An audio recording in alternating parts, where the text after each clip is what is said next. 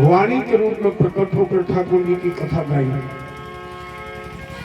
इसके पश्चात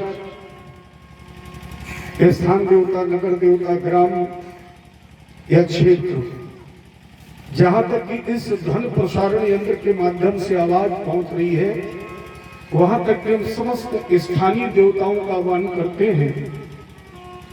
तो इस भागवत पंडाल में और यथोचित आसन ग्रहण करके भगवत कथा श्रवण करें और उपस्थित जन समुदाय को आशीर्वाद प्रदान कर इस कार्यक्रम को निर्विघ्न निर्विवाद रूप से संपादित कराने में सहयोग करें। इसके पश्चात हमारे परीक्षित के आसन को सुशोभित कर रहे हैं इनके माता पिता, इनके गुरु गोविंद, इनके पितरों और इनके पूर्वजों का मान आए वो भागवत पंडाल में और आशीर्वाद प्रदान करें। उपस्थित जन समुदाय, इनके माता पिता, इनके गुरु गोविंद, पितरों और पूर्वजों का आह्वान इस व्यासपीठ से वो आमंत्रण स्वीकार करें और अपना यथोचित आसन ग्रहण करके भगवान की कथा श्रवण करें, अपना जीवन धन्य बनाएं और अपने इस आगंतुक भविष्य के कर्णधारों को आशीर्वाद प्रदान करें। इनके आह्वान के साथ चलिए ठाकुर जी को सबसे पहले बधाई दें। इसके बाद मेरे गुरु ने, मेरे गोविंद ने जो मुझे दिया, जो समाज के प्रबुद्ध वर्ग के लोगों ने मुझे दिया, यथामति यथाधिकम। सब सौभाग्य का विषय है कि मेरे गुरु जी मेरे सामने ही है और शायद इनकी ही कृपा है कि हमारा आपका मिलन। मैंने तो रात के 9:30-10 बजे के पहले इस गांव का नाम भी नहीं सुना था, लेकिन शायद मेरे गुरुदेव की कृपा हुई और अभी मैं औरैया जिले से कार्यक्रम करके चला और वहां से सोच के चला था कि मैं 8 दिन घर के बाहर नहीं निकलूंगा। इतनी भीषण गर्मी थी कि मैंने करीब 5-6 कार्यक्रम लगातार किए और मैं ये सोच के चला था कि 8 दिन के पहले मैं घर के बाहर नहीं निकलूंगा और 4, 5, 6 3 दिन में घर के बाहर निकला भी नहीं। लेकिन आज हमारी बेटी का पेपर भी था, मैं पेपर दिलाने गया और हमारे आलोक भैया का रात में ही फोन पहुंच गया। तो उन्होंने कहा बेटा अब निकल पड़े हैं घर से, तो चलो निकल के आते ही है। ये हमारा सौभाग्य है, आपका हो या ना हो मुझे पता नहीं है, आपका सौभाग्य है नहीं है ये मुझे पता नहीं है, लेकिन मुझे सौभाग्य प्राप्त हुआ कि माता जी की छत्र छाया में बैठ करके उस गांव में मैं कथा कह रहा हूं जिसका मैंने नाम भी नहीं सुना। हालांकि मैंने अभी रास्ते में चर्चा की, मैंने अंगुरी में कार्यक्रम किया, शायद आपके क्षेत्र में ही कहीं है, और अभी करीब 4-5 साल पहले मैंने सुनियापुर में भी कथा कही है पाल साहब के यहाँ, लेकिन इस गांव का नाम मैंने पहली बार सुना।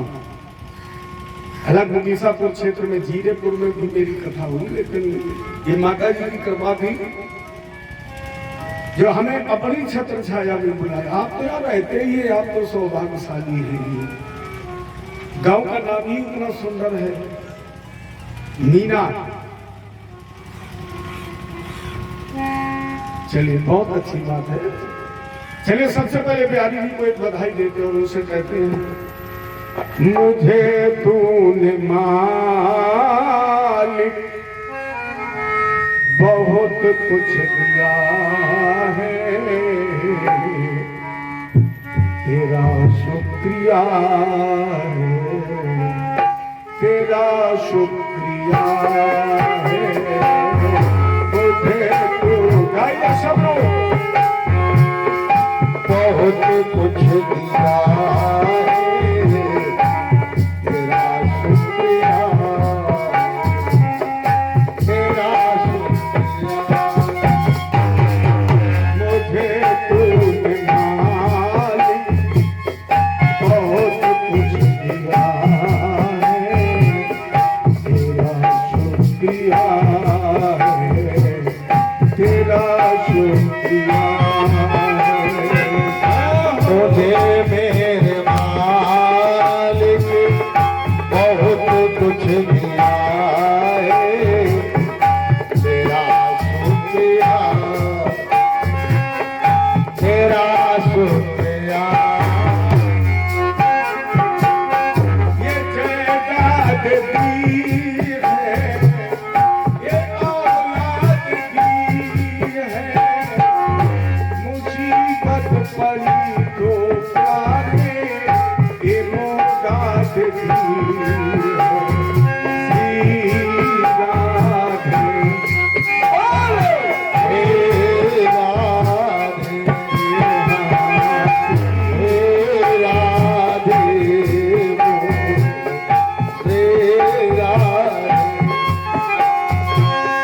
ये जायदाद दी है, ये औलाद दी है, मुसीबत पड़ी तो प्यारे ये मोदाद दी है। तेरा ही दिया मैंने आया दिया,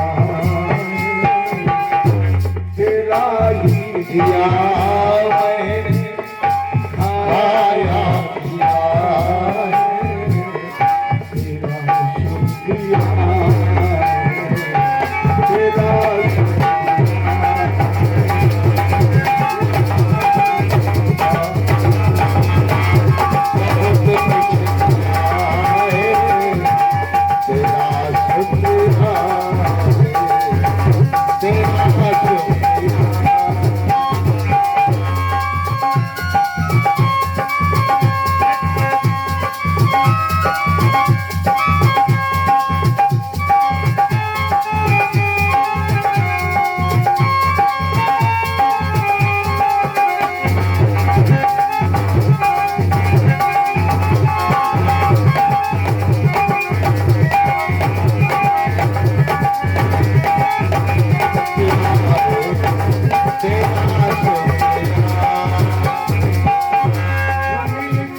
अगर दी इमोदाद तेरी न मिलती, अगर दी इमोदाद तेरी तो क्या थी जमाने में औकात मेरी। बोलो तेरा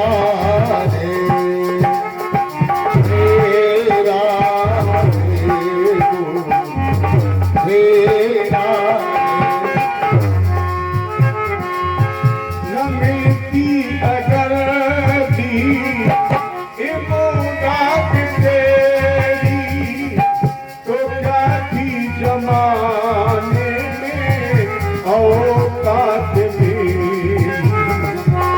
तेरी इस मोहब्बत ने जादू किया है, तेरा शुक्रिया है, तेरा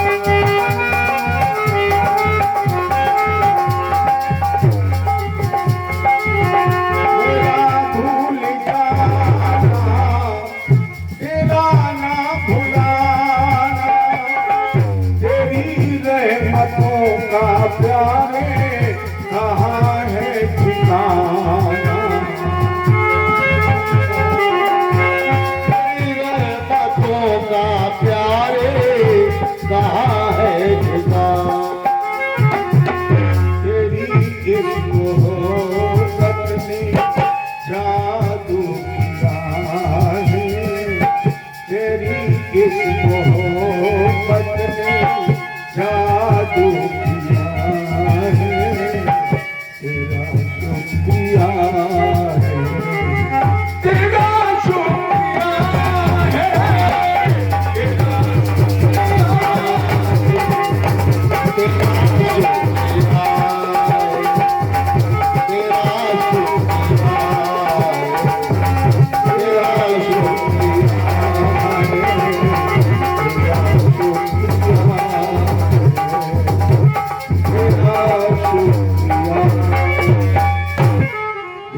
कृष्ण भगवान की जय।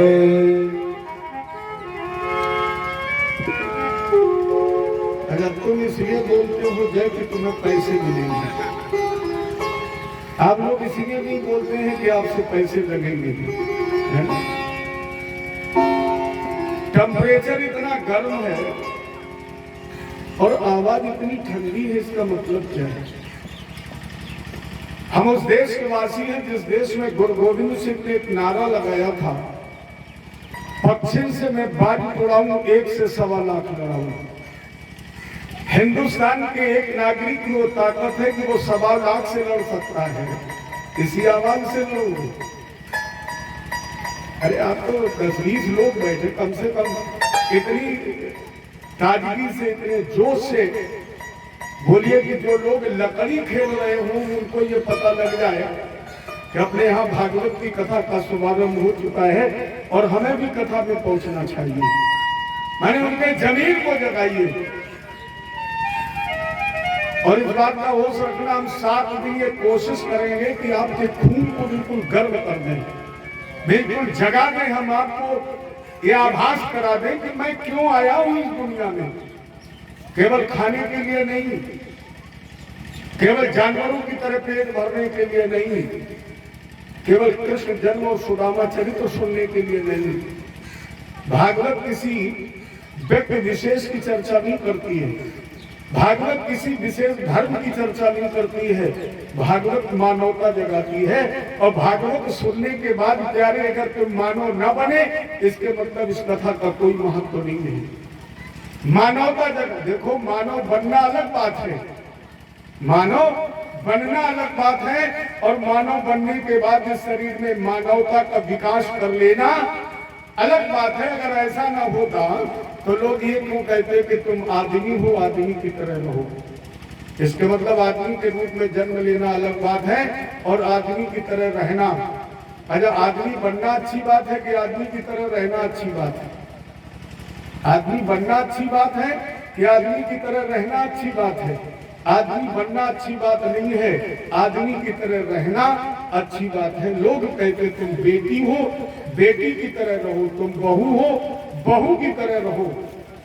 इसके मतलब हम आपके 7 दिन कोशिश करें कि हम जिस चोले में आए इस चोले के अनुसार रहना सीख लें।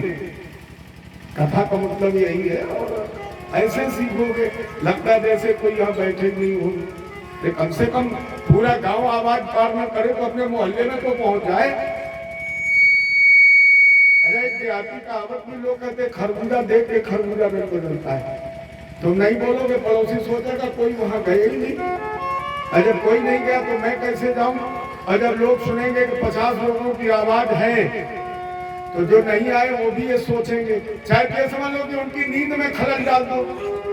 जो सो रहे हैं उनके कानों तक इतनी तेज आवाज पहुंच जाए कि उनकी नींद उड़ जाए, और जब नींद उड़ जाएगी तो वो सोचेंगे कि यार यहाँ से तो अच्छा कथई में चला जाए। बोलो गोविंद भगवान की। मैं जानता था कि आपके खून में कितनी गर्मी है, मुझे पता है पहले से ही। मैं जब गांव में घुसा मैंने कभी आलोक भैया से कहा था गांव बहुत अच्छा है, क्योंकि हम लोग तो यही देखा करते गांव अच्छा है, कितने लोग अच्छे हैं। ये आवाज आपकी बता रही कि गांव आपका 100% अच्छा है, 1-2% नहीं, 100% अच्छा है।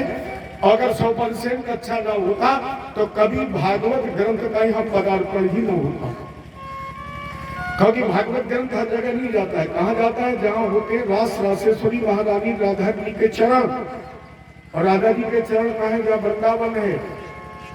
मत सोचिए कि अभी ये आपका गांव है, ये हमारे बिहारी जी के अब कब्जे में है, कन्हैया जी के कब्जे में है, और अब ये पूर्णतः वृंदावन धाम है। और जब वृंदावन धाम बना तो उस रास रासेश्वरी के चरण आए भक्ति के रूप में, और जब भक्ति के रूप में राधा जी के चरण पधारे, उन बिहारी जी को तो आना ही है, क्योंकि जहाँ राधा जी हैं वहां कृष्ण को आना ही है। और जब उनकी वांग्मयी प्रतिमूर्ति भागवत भगवान ग्रंथ की यहाँ स्थापना हुई तो आपका भाग्योदय हुआ। भाग्योदयन बहु जन्म समर्पित में अथवा कोटि जन्म समुत्थे में अथवा जन्मांतरे भवेत् पुण्यम तदा भागवतम लभेत। जब किसी क्षेत्र के, किसी जिले के, किसी नगर के, किसी गांव के, किसी व्यक्ति के जन्मांतरे जन्म जन्मांतर के पूर्ण उदय होते हैं, तदा कितने जन्म के? कोटि जन्म समुत्थेन। कोट माने करोड़, कोट माने प्रकार, करोड़ों जन्मों के अथवा करोड़ों प्रकार के जब पाप नष्ट होते हैं तदा भागवतम लभे, तब भागवत जी की कथा का लाभ प्राप्त होता है। और भागवत के कम से कम 3 अर्थ हैं, भागवत, भागवत, भागवत। सबसे पहले भागवत केवल ये ग्रंथ नहीं, भागवत कहते हैं भागवता प्रोक्ता सा भागवता, जो भगवान की वाणी है वही भागवत है। माने भगवान की प्रथम श्रेणी का जो भक्त है वो भागवत है। और जब आप भागवत बने तो भाग्यवश आपके भाग्य का उदय हुआ और भाग्यवश आपको ये कथा मिली। जब आपको ये कथा मिल गई तो फिर भाग मत, भाग्य मत। अब भागना 2 प्रकार का है, क्योंकि शरीर 3 प्रकार का है, स्थूल, कारण और सूक्ष्म। स्थूल शरीर से हम संसार की संरचना करते हैं।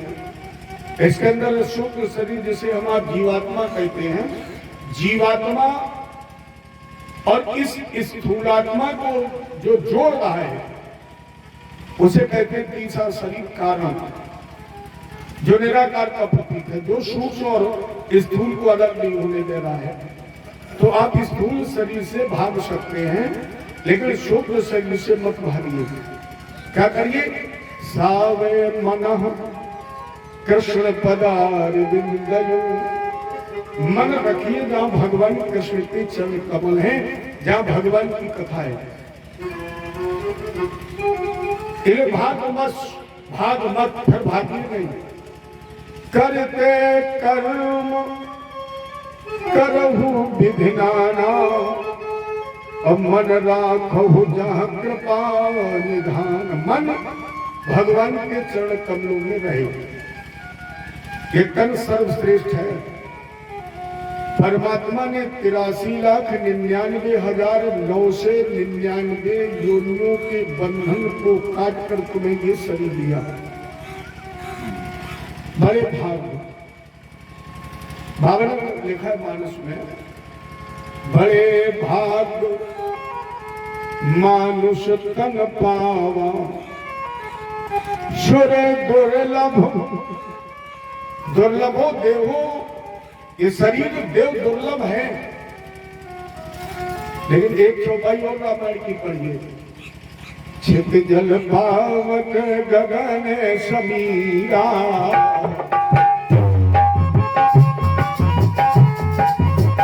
छित जल पावक, छित जल पावक गगन समीरा, छित जल पावक गगन समीरा, पंच रचित यह अधम शरीरा।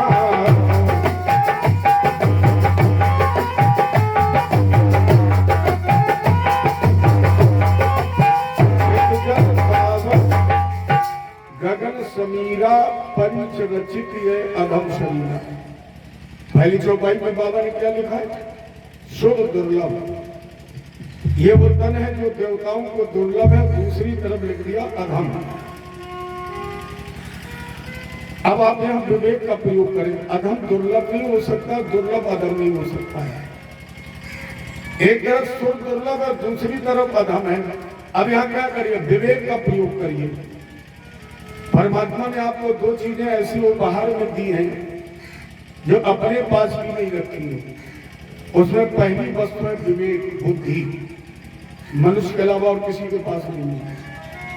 और दूसरी वस्तु परमात्मा ने अपने पास भी नहीं रखी और वो है हंसना, मुस्कुराना। देवता भी मुस्कुरा नहीं सकते हैं। अगर मंदिर में मूर्ति मुस्कुरा दे तो लोग कहते हैं विनाश शुरू हो गया। और विनाश होने जाना हो, मनुष्य अगर मुस्कुरा दे विनाश होगा। आपके पास कोई लड़ने आ रहा हो और आप उसका स्वागत मुस्कुरा कर करें, हंसकर करें, तो वो लड़ेगा। माने देवता अगर मुस्कुरा दे तो विनाश, और मनुष्य अगर मुस्कुरा दे तो विकास। ये प्यारे दो चीज का प्रयोग कर लीजिए, ज्यादा से ज्यादा हर जन्म में मौका नहीं मिलेगा। ना तो हर जन्म में मुस्कुराने का मौका मिलेगा, ना हर जन्म में बुद्धि का प्रयोग करने का मौका मिलेगा। क्या बुद्धि का प्रयोग करिए। हमने आपको दो चौपाइयां दे दी। पहली चौपाई दे दी बड़े भाग सुर दुर्लभ, और दूसरी चौपाई दे दी अधम शरीरा। तब हम आप दोनों तो नहीं हो सकते हैं, या तो हम अधम हैं या फिर हम दुर्लभ हैं। पहले अधम की चर्चा की जाए। अधम कौन है? आहार निद्रा भय मैथुनानि सामान्य चैतन्यनाम पशूनाम ज्ञाने नराणाम धिको विशेषो ज्ञाने हीनाम पशु भी समाना। आहार निद्रा, शरीर मनुष्य का मिला लेकिन जिए हो। आहार माने भोजन करने के लिए, और भोजन करने के बाद सोने के लिए। संसार के भय, भूख और भोग के लिए वो ज्ञानहीन मनुष्य मनुष्य नहीं है। क्या है? आज बताना ठीक नहीं है।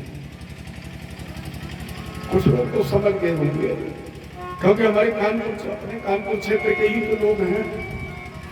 अपने कानपुर क्षेत्र में लोग कहते पहली बार मिलो तो मीठा बोलो, पहली बार मिलो तो मीठा खिलाओ। बाबा जी ने मीठा तो खिला दिया। जब मीठा खिला दिया तो मीठा ही आज बोला जाए, फिर कल से कड़वा बोलूंगा।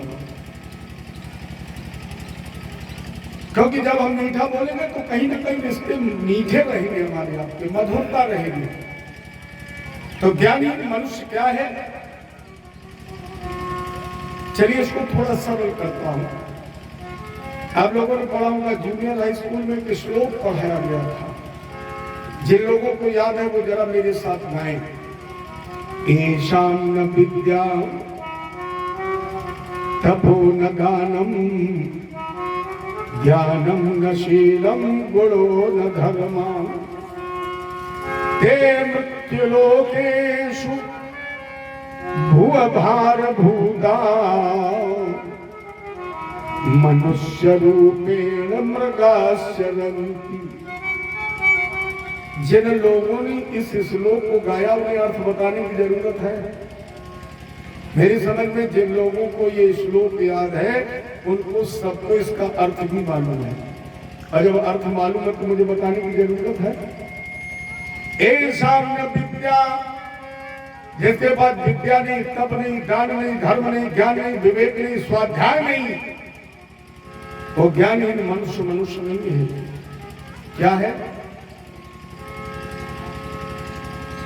पहले के पत्र लिखे जाते थे ना, कागज में 20-20 पेज लोग लिखते थे और आखिरी में लिख देते थे ज्यादा क्या लिखूं, आप स्वयं समझदार हैं। इस श्लोक का मतलब भी यही है, मैं ज्यादा क्या कहूं, आप स्वयं समझदार हैं। चलिए इसको थोड़ा और सरल कर दूं। हो सकता है सबको संस्कृत का श्लोक याद ना हो। बाबा गोस्वामी जी ने लिखा, कूकर शूकर करत है। कूकर माने कुत्ता और शूकर माने सुअर करत है क्या खान पान रस भोग, ये तुलसी प्रधान खोइए, यह तन भजन योग। ये शरीर भजन करने के योग है, ये शरीर भजन करने के योग है। और अगर आपने भजन न किया, मैं नहीं कर रहा हूं, तो ऊपर वाली लाइन फिर नीचे का लेना, कूकर सूकर करत है। भैया मैं नहीं कहना, मैं तो कल से कहना शुरू कर जा रहा हूं। ये अधम है, ये बड़े भाग नहीं, ये अधम है। फिर बड़े भाग्य किसके हैं? सोई पावन सोई सुभगे शरीरा,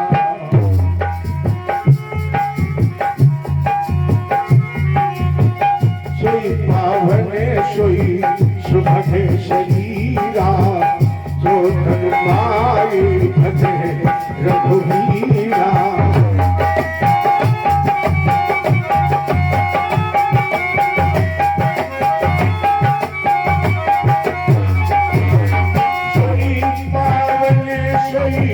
सुभगे शरीरा,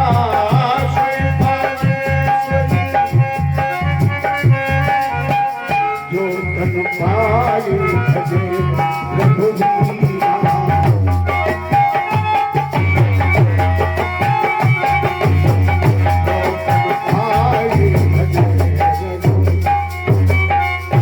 सोई पावन सोई सुभग शरीरा, और जो तन पाए भजे रघुवीरा। वो शरीर बड़े भाग्य से मिला है जो भगवान के भजन में। अब ये कहा जा सकता है हम आप सभी बड़े भागी हैं, क्योंकि हम आप तो सब सत्संग करने के लिए बैठे हैं। भागवत रूपी कल्प वृक्ष की शीतल छाया में है, ये हमारा ये जीवन धन्य हो गया। अब जब हम कल्प वृक्ष की शीतल छाया में हैं, याद रखना प्यारे, श्रीमद् भागवत एक ऐसा कल्प वृक्ष है जिससे जीवन की किसी भी आवश्यकता की पूर्ति ना हो, यह असंभव है। कोई ऐसा कार्य नहीं है जीवन का जो भागवत की छत्र छाया में जाने से पूरा ना हो सके। लेकिन मारण में यह काम नहीं करेंगे।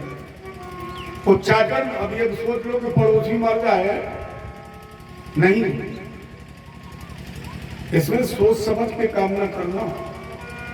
एक कल्प वृक्ष है, ये तो निश्चित। जैसे एक भूखा व्यक्ति कल्प वृक्ष के नीचे बैठा था, उसे पता नहीं था कि मैं कल्प वृक्ष के नीचे हूं। व्यक्ति को जब भूख लगती है तो क्या मांगता है? भोजन। इसने कामना की, प्रभु मुझे भोजन प्राप्त हो जाए। तो कल्प वृक्ष का तो काम है, 1 सेकंड में पूरी व्यवस्था करता है। भूखे व्यक्ति ने कामना की मुझे भोजन मिल जाए, 1 क्षण लगा, देव भोजन आ गया तैयार होकर। अच्छा, व्यक्ति बहुत भूखा हो अब बहुत स्वादिष्ट भोजन मिले तो क्या करेगा?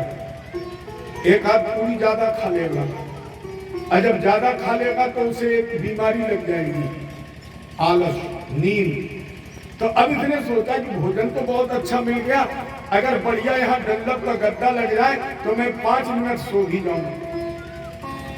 1 मिनट लगा, बढ़िया बेड लग गया, बढ़िया गद्दा ले गया, उसी पर लेट गया। और जब सोने लगा, मन में एक विचार आया, बेटा जंगल में अकेले हो, एक शेर आ जाएगा तुम्हें खा जाएगा। क्या हुआ? 1 क्षण लगा, शेर आ गया और खा गया। मेरे कहने का मतलब केवल इतना है कि भागवत रूपी कल्प वृक्ष की छाया में बैठकर कहीं इस तरह की कामना मत कर लेना, नहीं तो संसार का शेर आ जाए और तुम्हें खा जाए। कामना करना क्या कि अब हमें जन्म मृत्यु के बंधन से मुक्ति मिल जाए, छूट जाओ इस भवसागर से, ये कामना करना। जिसमें 335 अध्याय है। 18,000 श्लोक हैं और 12 स्कंद हैं। 12 माने 12। ये विशेष ध्यान देने की बात है। भागवत में 12 स्कंद क्यों हैं? अच्छा, आप सभी हिंदू धर्मावलंबी हैं। अपने यहाँ जितने भी अच्छे कार्य होते हैं, धार्मिक अनुष्ठान होते हैं, उनमें हमेशा विषम संख्या को शुभ मानते हैं।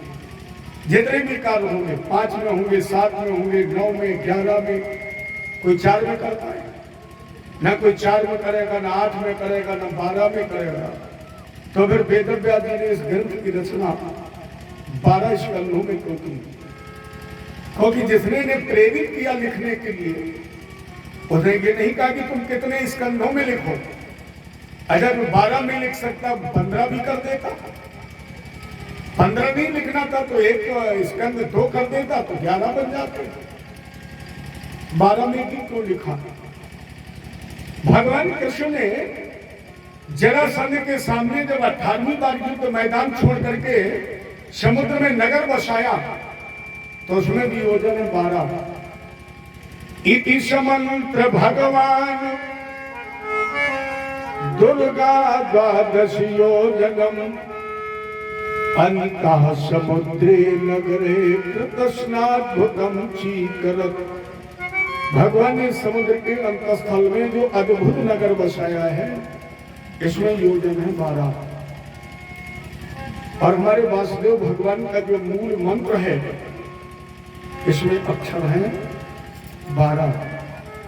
ओम नमो भगवते वासुदेवाय 12 अक्षर है। मैंने इनका जो मूल मंत्र है उसमें भी अक्षर है 12। इन्होंने अपना जो नगर बसाया उसमें योजन है 12। और इनकी वांगमयी प्रतिमूर्त भागवत है, इसमें भी स्कंद है 12। सम संख्या है। क्यों? पहले इस मंत्र को 2-4 बार गा दीजिए। क्योंकि हमारी भागवत में सुखदेव जी ने निर्देश किया कि राजेंद्र, इस कथा को वही सुनने का अधिकारी है, वो सुपात्र है जिसने गुरु से ज्ञान प्राप्त किया हो। जो गुरु से दीक्षित हो उसे इस कथा को सुनने का अधिकार है। अगर गुरु से ज्ञान प्राप्त नहीं हुआ तो उसे इस कथा को सुनने का अधिकार नहीं। राजा परीक्षित का गुरु जी एक बात बताइए, अगर कहीं कथा हो रही हो और व्यक्ति को इस नियम की जानकारी ना हो और वो कथा में जाकर के बैठ जाए, तो क्या वो उस कथा को न छोड़ेंगे? क्या भगवान की कथा का तिरस्कार कर दे? क्या वो उस स्थान को छोड़ दे? सुखदेव जी ने कहा नहीं। पांडाल में वो बैठे तो बैठ करके वो कम से कम 12 बार इस मंत्र का जाप कर ले। और अगर बैठकर इस मंत्र का जाप कर लेगा तो जब तक वो गुरु दीक्षित नहीं होगा तब तक ये मंत्र ही उसका गुरु रहेगा। एक प्रश्न है, गुरु करने का विषय है कि गुरु मानने का विषय है? गुरु करने का विषय नहीं, गुरु मानने का विषय है। एकलव्य ने गुरु किया था कि माना था? एकलव्य ने गुरु किया नहीं है, गुरु माना है। तो इस मंत्र को ही तब तक मान लीजिए जब तक हमें कोई सदगुरु न मिले। इस मंत्र को ही गुरु मान लीजिए और गा लीजिए इसे। ओम नमो भगवते वासुदेवाय। ओम नमो भगवते वासुदेवाय। ओम नमो भगवते वासुदेवाय। ओम नमो भगवते वासुदेवाय। वासुदेवाय नंद नंदनाय। वासुदेवाय नंद नंदनाय। वासुदेवाय नंद नंदनाय। वासुदेवाय नंद नंदनाय। ओम नमो भगवते वासुदेवाय। ओम नमो भगवते वासुदेवाय।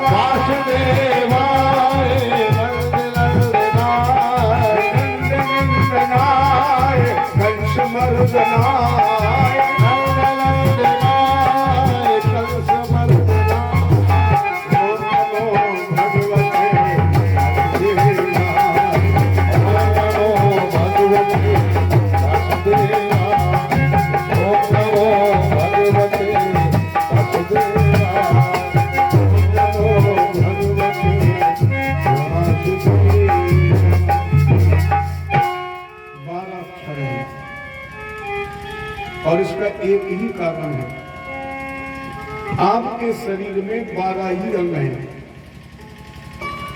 5 कर्मेंद्री, 5 ज्ञानेंद्री, 1 मन और 1 बुद्धि। कितनी हो गई? अगर इनको अलग कर दिया जाए तो शरीर में कुछ बचेगा? माने श्रीमद् भागवत की कथा एक मानव के शरीर की कथा है। और जब हमारे वासुदेव भगवान इस धराधाम पर साकार रूप में आए, नर्तन में आए, तो उनके भी यही तो 12 अंग थे।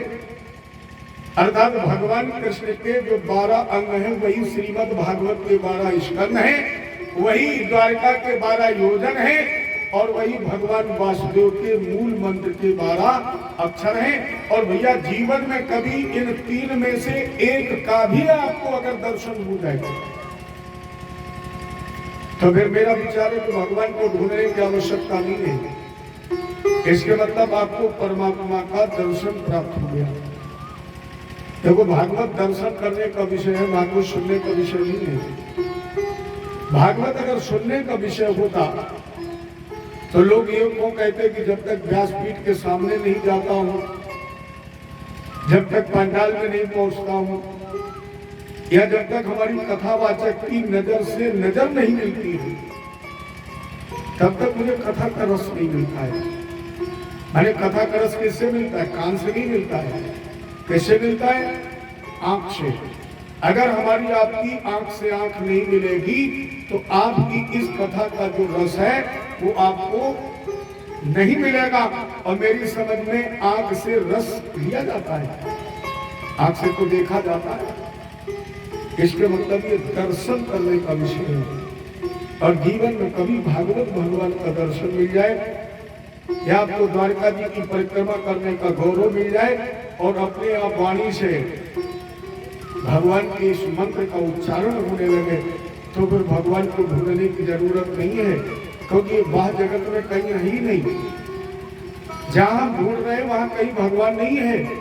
अगर वहां भगवान होता तो हमारे आपके पुरखे क्यों गाते, तेरे पूजन को भगवान बना मन मंदिर आलीशान। ये हमेशा याद रखना, एक पॉइंट नोट कर लो। जब तक मन मंदिर नहीं बनेगा, जब तक मन मंदिर नहीं बनेगा, तब तक इन पत्थरों के मंदिरों में तुझे भगवान नजर नहीं आएगा। तब तक तुझे इन पत्थरों के मंदिरों में भगवान में नजर नहीं आएगा। और जिस दिन मन मंदिर बन जाएगा, उस दिन तुझे किसी मंदिर में भगवान को ढूंढने जाना नहीं पड़ेगा। जहां चाहेगा वहीं भगवान प्रकट हो जाएगा। इसलिए मन मंदिर बनाइए।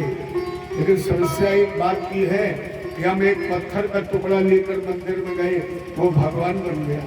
हम एक पत्थर का टुकड़ा मंदिर में लेकर गए, वो भगवान बन गया। और हम उसी मंदिर में नाक रगड़ रगड़ के मर गए। भगवान बनना तो दूर में इंसान भी नहीं बन पाया, इंसान नहीं बन पाया। इसलिए पहले मन को मंदिर बनाइए।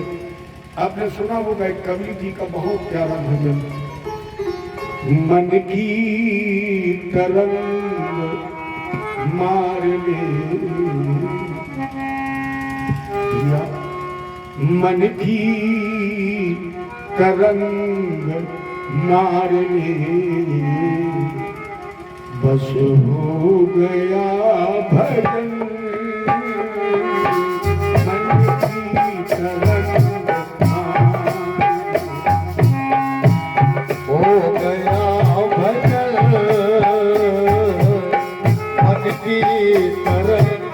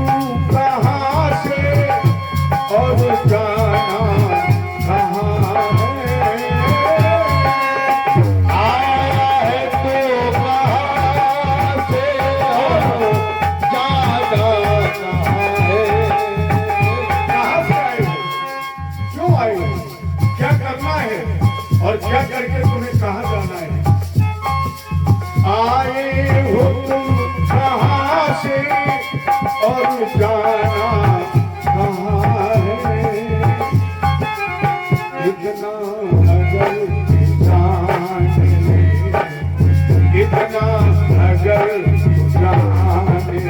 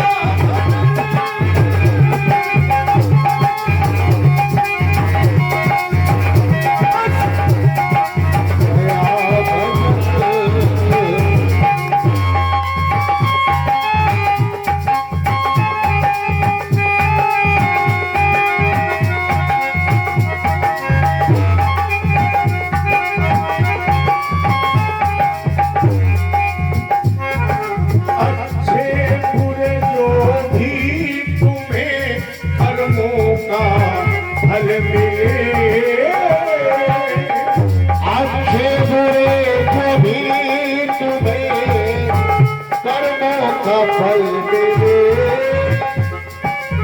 अच्छे बुरे जो भी तुम्हें कर्मों का फल मिले,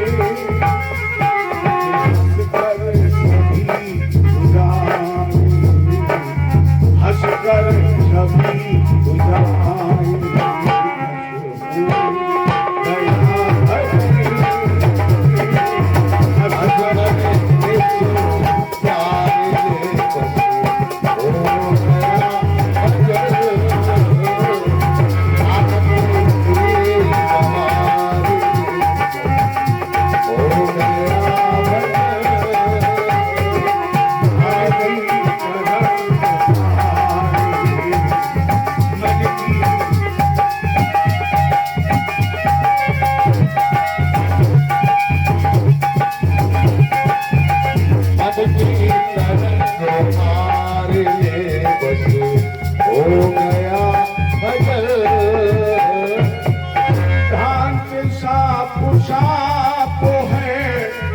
सदगुरु कबीर का सिद्धांत साफ साफ है, सदगुरु कबीर का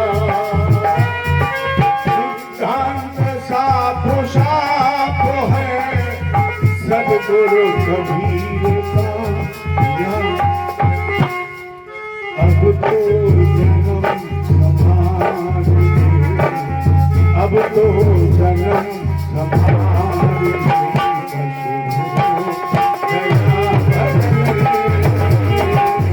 अब तो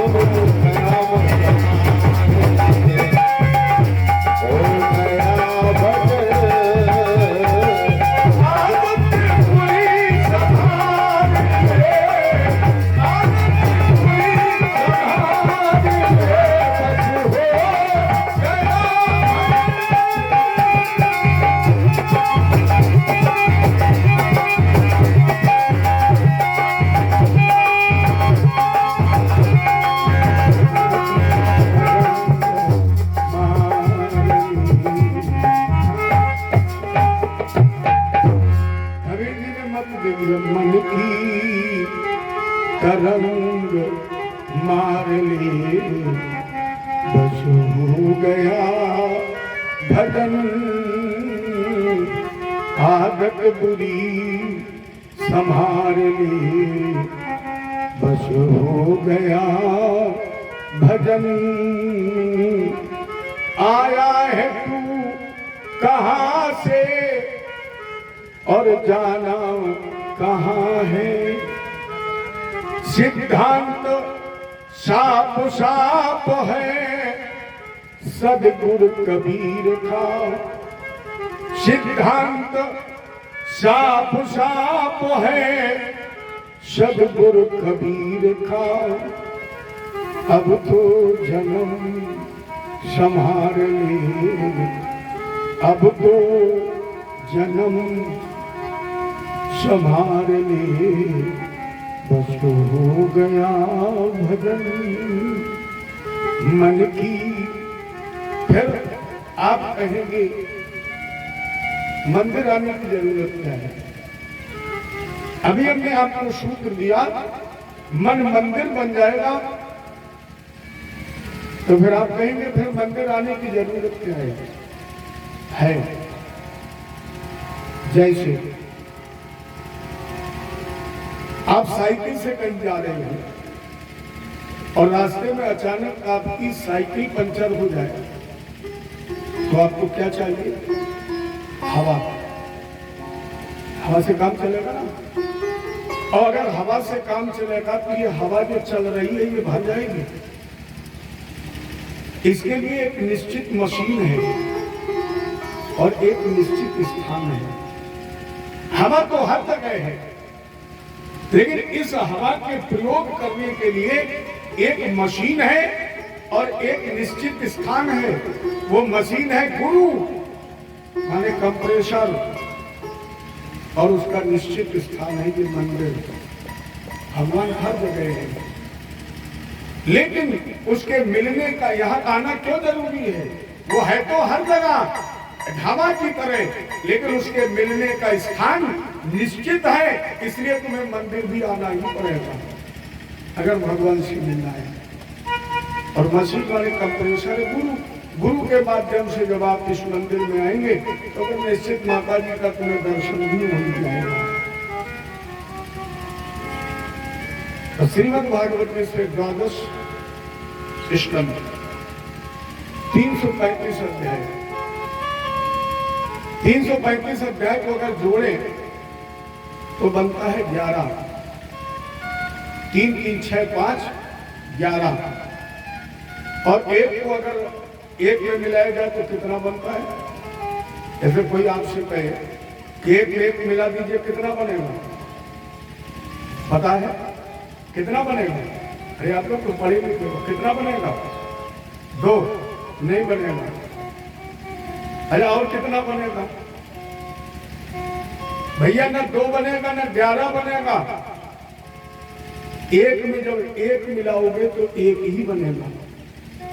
बिल्कुल सरल उत्तर है। एक में एक मिला दोगे। अगर 2 गिलासों में दूध हो आपके पास और दोनों को मिला दो तो क्या क्या बन जाएगा? अरे मट्ठा मिलाते हो, नमक मिलाते हो, बेसन मिलाते हो और सब कुछ मिलाते हो, फिर बनता क्या है? कढ़ी। एक ही तो बनती है। मैंने ये नहीं कहा कि एक में एक जोड़ दो, मैंने ये भी नहीं कहा कि एक पर एक लिख दो। मैंने कहा एक में एक मिला दो। एक गिलास में चीनी हो, एक गिलास में पानी हो और दोनों में एक दूसरे को मिला दीजिए। मिली 2 चीजें, लेकिन बनेगी कितनी? एक ही तो बनेगी। अरे एक ही तो बनना है। प्यारे समझने की कोशिश करो, एक ही तो बनना है। एक वो है, एक मैं हूं। और 7 दिन कथा सुनकर हमें एक ही तो बनना है। अरे हम उससे अलग हैं? चलो इसे भी समझाऊं, क्या मुझसे अलग है? ईश्वर अंश जीव अविनाशी। ज्यादा दूर मत जाइए।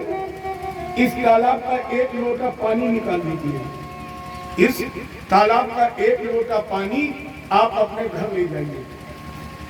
एक वैज्ञानिक को बुलाइए जो रिसर्च करता हो और उससे ये कहो कि इस तालाब के पानी का रिसर्च करो।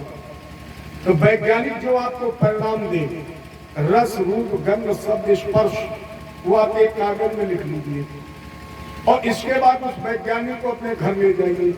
आपने जो तालाब के लोटे का पानी, तालाब का पानी लोटे में रखा है, उसका अब परीक्षण कराइए। उसमें जो आपको परिणाम मिले वो भी एक कागज में लिख लीजिए।